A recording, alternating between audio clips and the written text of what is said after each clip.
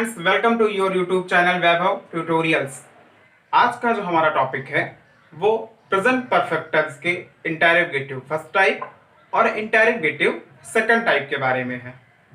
अभी हमने previous lecture में प्रेजेंट परफेक्ट टेंस के अफर्मेटिव और उसके नेगेटिव सेंटेंसेस के बारे में पढ़ा था। आज हम इंटरोगेटिव फर्स्ट टाइप और इंटरोगेटिव सेकंड टाइप की बात करेंगे। सो फ्रेंड्स, अगर हम इंटरोगेटिव फर्स्ट टाइप की बात करें तो इंटरोगेटिव फर्स्ट टाइप का मतलब होता है कि इसमें ऐसे सेंटेंसेस आते हैं जिनमें क्वेश्चन वर्ड पहले लगा होता है। कहने का मतलब ये है कि ऐसे सेंटेंसेस जिसमें क्वेश्चन वर्ड स्टार्टिंग में लगा है तो वो सेंटेंस आपका इंटरोगेटिव फर्स्ट टाइप की कैटेगरी का है। और अगर किसी सेंटेंस में क्वेश्चन वर्ड मिड में आया है तो इसका मतलब है कि वह सेंटेंस आपका इंटरोगेटिव सेकंड टाइप की कैटेगरी का है।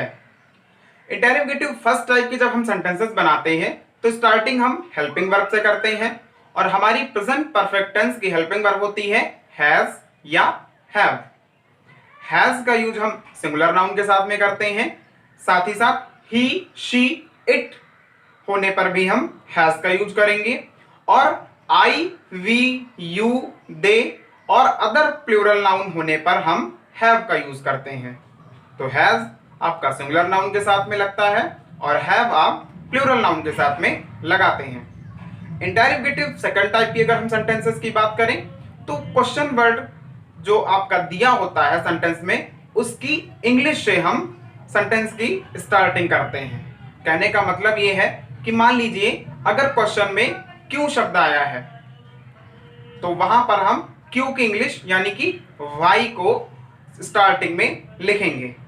इसी तरह से अगर क्वेश्चन में कहीं पर कहां शब्द का यूज हुआ है तो वहां पर हम कहां की इंग्लिश वेयर से सेंटेंस को बनाएंगे। तो इंटरोगेटिव फर्स्ट टाइप में हम हेल्पिंग वर्ब से सेंटेंस को बनाना स्टार्ट करेंगे और इंटरोगेटिव सेकंड टाइप में क्वेश्चन वर्ड की इंग्लिश मीनिंग जो होगी उससे हम सेंटेंस को बनाएंगे। तो चलिए अब देखते हैं हम इंटरोगेटिव फर्स्ट टाइप के रूल को। तो इंटरोगेटिव फर्स्ट टाइप के अगर हम रूल की बात करें तो इंटरोगेटिव सेंटेंस के फर्स्ट टाइप का रूल होता है हैज या have plus subject plus verb की थर्ड फॉर्म एंड लास्ट आपका ऑब्जेक्ट आता है। हमने अभी आपसे कहा था कि इंटरोगेटिव फर्स्ट टाइप के सेंटेंस जब हम बनाएंगे तो वहां पर हम स्टार्टिंग हैज या हैव के साथ करेंगे। तो जब हम इसके रूल को लिखते हैं तो सबसे पहले आपका आता है हैज या हैव, उसके बाद हम लिखेंगे सब्जेक्ट और उसके बाद आपकी आएगी वर्ब की थर्ड फॉर्म और लास्ट आपका आता है ऑब्जेक्ट। हमने अभी आपसे बताया था कि इंटरोगेटिव फर्स्ट टाइप के सेंटेंस जब हम ट्रांसलेट करेंगे तो उसके रूल की स्टार्टिंग हम हेल्पिंग वर्ब के साथ में करते हैं और यहां पर आपका हेल्पिंग वर्ब है हैज या हैव। अब अगर इसी सेंटेंस को आप अफर्मेटिव में देखते हैं तो आप बस हैज हैव को उठा के यहां पर ट्रांसफर कर दीजिए और सब्जेक्ट को उठाकर यहां पर ट्रांसफर कर दीजिए और ये आपका इंटरोगेटिव से अफर्मेटिव में कन्वर्ट हो जाएगा रूल।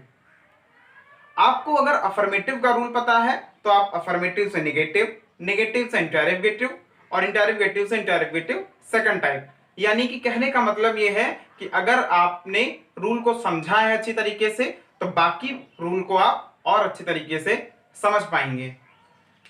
अब हम इसी रूल का यूज करते हुए कुछ सेंटेंसेस लिखते हैं और उनको इंग्लिश ट्रांसलेट करते हैं और फिर यह आपको और अच्छी तरीके से समझ में आएगा ताकि आप जब इस रूल को दोबारा से पढ़ेंगे या फिर दोबारा से प्रैक्टिस करेंगे तो आपकी कंफ्यूजन्स कम होंगी, मे बी सॉल्व हो जाएंगी। So let's start.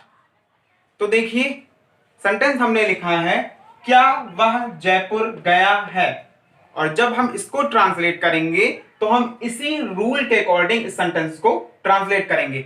लास्ट में देखिए गया है आया है और प्रेजेंट परफेक्ट टेंस की आइडेंटिटी भी यही कहती है कि जिन वाक्यों के अंत में चुका है, चुकी है, लिया है, दिया है या फिर या है, ई है या फिर ये है, तो वो सारे सेंटेंस आपके प्रेजेंट परफेक्ट टेंस की कैटेगरी में आते हैं। तो चलिए अब हम इस सेंटेंस को अकॉर्डिंग टू रूल ट्रांसलेट करते हैं। सबसे पहले हैज या हैव। हैज हम सिंगुलर नाउन के साथ में लगाते हैं और हैव का यूज हम प्लूरल नाउन के साथ में करते हैं। यहां पर आपका सब्जेक्ट है वह, यानी कि ही, और ही आपका सिंगुलर नाउन है। तो जब सिंगुलर नाउन होता है वहां पर हम हैज का यूज करते हैं, इसलिए हम यहां पर हैज लगाएंगे। तो सबसे पहले आपका आएगा हैज, उसके बाद आपका सब्जेक्ट आता है और सब्जेक्ट है ही, हैज ही। उसके बाद आपकी थर्ड फॉर्म यानी कि गो वेंट गॉन, यानी कि यहां पर हम जो फॉर्म यूज करेंगे वो होगी gone. Has he gone to Jaipur. Has he gone to Jaipur, क्या वह जयपुर गया है। अब मान लीजिए अगर कहीं सेंटेंस में नहीं शब्द हो या फिर कभी नहीं शब्द यूज हुआ हो, तब जब हम उसको ट्रांसलेट करेंगे तो कैसे ट्रांसलेट करेंगे उसको देखते हैं। साथ ही साथ आप एक पॉइंट और याद रखिएगा, कभी नहीं के लिए हम नेवर लगाते हैं और अगर केवल नहीं लगा हुआ है तो वहां पर हम नॉट का यूज करते हैं। तो चलिए अब हम एक इंटररोगेटिव नेगेटिव सेंटेंस लेकर उसे ट्रांसलेट करते हैं। तो चलिए हम सेंटेंस लिखते हैं, क्या तुमने कभी नहीं ताजमहल देखा है। क्या तुमने कभी नहीं ताजमहल देखा है, ये आपका इंटररोगेटिव नेगेटिव सेंटेंस है। और जब हम इसे ट्रांसलेट करेंगे तो सबसे पहले उसी तरह से स्टार्टिंग हेल्पिंग वर्ब हैज या हैव। तो यहां पर तुमने आया है इसलिए हम हैव का यूज करेंगे। हमने आपसे बताया है कि आई, वी, यू, दे या अदर कोई प्लूरल नाउन है तो हम हैव का यूज करते हैं, इस वजह से यहां पर हम हैव का यूज करेंगे। तो हैव, सब्जेक्ट है आपका यू, हैव यू। कभी नहीं के लिए हमने अभी आपसे बताया था कि नेवर लगाएंगे, तो have you never seen the Taj Mahal. क्या तुमने कभी नहीं ताजमहल देखा है, have you never seen the Taj Mahal. तो कभी नहीं के लिए नेवर शब्द लगा हुआ है और नेवर आपका आफ्टर सब्जेक्ट यूज हुआ है। कहने का मतलब यह है कि जब आप इंटररोगेटिव नेगेटिव सेंटेंस बनाएंगे तो आफ्टर सब्जेक्ट आप नॉट का यूज करेंगे। तो रूल आपका हो जाएगा हैज या have plus subject plus not plus verb की थर्ड फॉर्म एंड लास्ट आपका ऑब्जेक्ट। ये रूल हुआ आपका इंटररोगेटिव नेगेटिव का। अब हम बात करते हैं इंटररोगेटिव सेकंड टाइप की सेंटेंसेस की। तो अगर हम इंटररोगेटिव सेकंड टाइप के सेंटेंसेस की बात करें तो उसका रूल होता है, सबसे पहले आपका क्वेश्चन वर्ड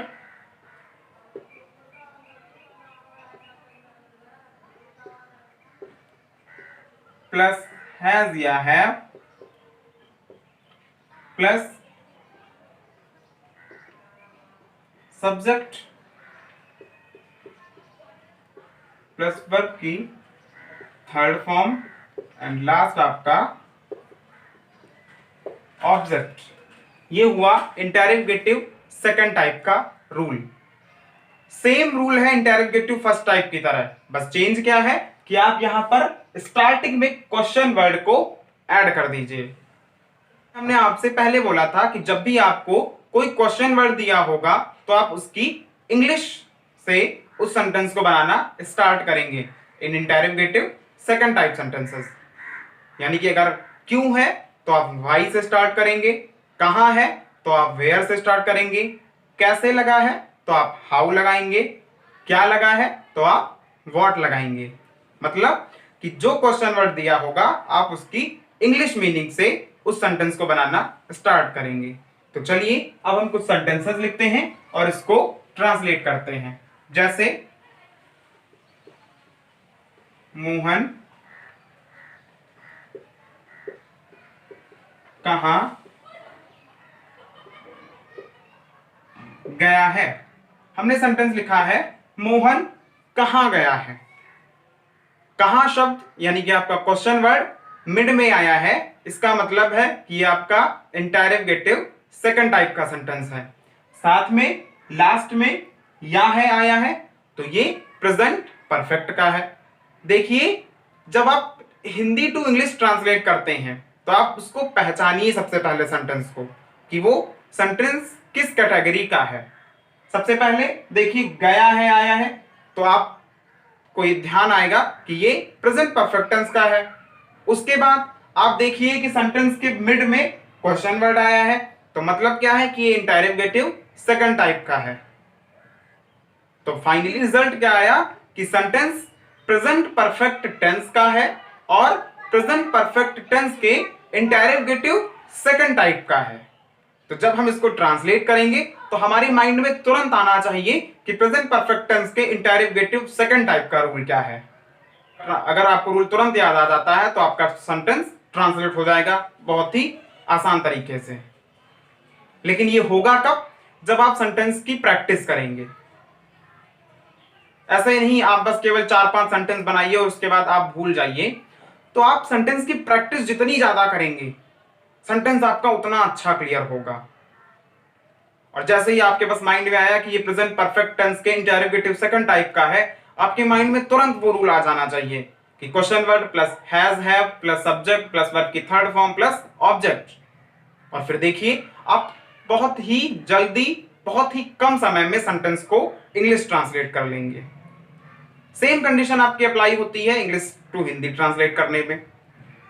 आप सेंटेंस को देखिए कि कौन सी हेल्पिंग वर्ब लगी हुई है। हैज लगी है, हैव लगी है, वॉज लगा है, वर लगा हुआ है, हैड लगी हुई है, इज लगी है, एम लगी है, आर लगी है, या फिर विल लगा हुआ है, या फिर शैल लगा हुआ है।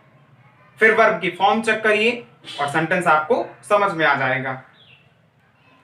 तो सब कुछ डिपेंड है आपके रूल्स पर। अगर आपको रूल्स अच्छी तरीके से पता है तो आप सेंटेंस को हिंदी टू इंग्लिश या फिर इंग्लिश टू हिंदी ट्रांसलेट करना हो, कहीं पर कोई दिक्कत नहीं आएगी।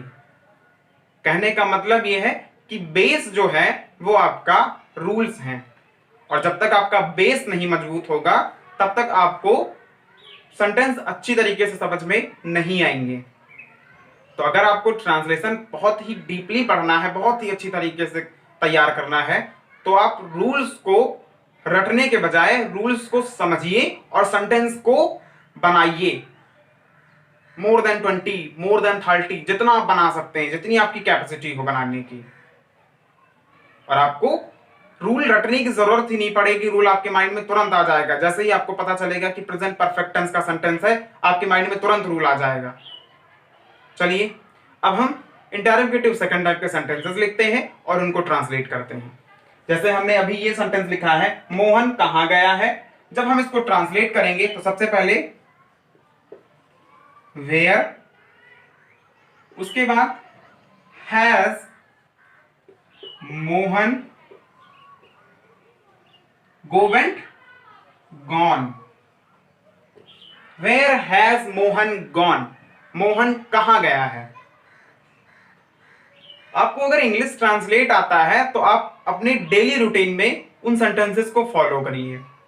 आप मान लीजिए किसी से घर में बात करते हैं या फिर आप कहीं बाहर जाते हैं, तो कोशिश करिए कि अपने ही माइंड में उस सेंटेंस का इंग्लिश ट्रांसलेट करिए। विद इन 2 पर्सन्स कन्वर्सेशन, जब 2 व्यक्ति आपस में बात कर रहे हो तो उनके बीच जो सेंटेंस आते हैं, यानी कि जो उनके बीच में वाक्य बोले जा रहे हैं, आप उनको नोटिस करिए और उनको ट्रांसलेट करिए। इससे क्या होगा, आपकी इंग्लिश बोलने की जो कैपेसिटी है वो भी बढ़ जाएगी।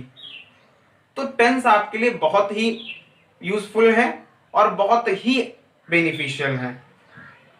आप इनको बहुत ही डीपली पढ़िए और ये आपको बहुत आगे तक फायदा देंगे। खैर, अब हम कुछ और सेंटेंसेस लिखते हैं और इनको और ट्रांसलेट करते हैं। हमने सेंटेंस लिखा है दूध वाला अभी तक क्यों नहीं आया है। ये सेंटेंस आप नॉर्मल लाइफ में भी कभी ना कभी बोलते होंगे कि घर में लोग ज्यादातर बोलते हैं कि दूध वाला अभी तक क्यों नहीं आया है। और अगर इसी सेंटेंस को आपको इंग्लिश में बोलने के लिए बोल दिया जाए तो आप कैसे बोलेंगे। तो चलिए इसी का हम ट्रांसलेट देखते हैं। सबसे पहले क्यों की इंग्लिश होती है वाई, उसके बाद आपका आता है हैज है, तो हम लगाएंगे हैज क्योंकि दूध वाला आपका सिंगुलर नाउन है और सिंगुलर नाउन के साथ में हैज लगता है। वाई हैज दूध वाला यानी कि द मिल्क मैन, उसके बाद नहीं लगा हुआ है तो हम नॉट लगाएंगे। हमने बताया था आपसे कि आफ्टर सब्जेक्ट आप नॉट यूज करेंगे। तो why has the milk man not come, लेकिन साथ में लगा हुआ है अभी तक, और अभी तक की इंग्लिश होती है येट। तो why has the milk man not come yet. अब इसी को आप अगर इंग्लिश में बोलेंगे तो why has the milk man not come yet, दूध वाला अभी तक क्यों नहीं आया है। तो आप नॉर्मल लाइफ में जो सेंटेंसेस बोलते हैं उनको भी ट्रांसलेट करने की कोशिश करिए। आप पर डे आप क्या क्या सेंटेंसेस बोलते हैं उनको आप एक रफ कॉपी पर लिखिए और फिर उनको ट्रांसलेट करिए और कोशिश करिए कि उनको हम इंग्लिश में बोलें। नहीं अगर किसी को इंग्लिश में समझ में आ रही है तो हम उसके सामने हिंदी में बोलें, बट हम अपने माइंड में उसका इंग्लिश ट्रांसलेट भी कैलकुलेट करें। इससे आपकी इंग्लिश स्पीकिंग भी मजबूत हो जाएगी। तो इसी के साथ आज का हमारा इंटररोगेटिव फर्स्ट टाइप और इंटररोगेटिव सेकंड टाइप का टॉपिक यहीं पर फिनिश होता है। अब हम आपसे इन नेक्स्ट लेक्चर बात करेंगे प्रेजेंट परफेक्ट कॉन्टिन्यूअस टेंस की।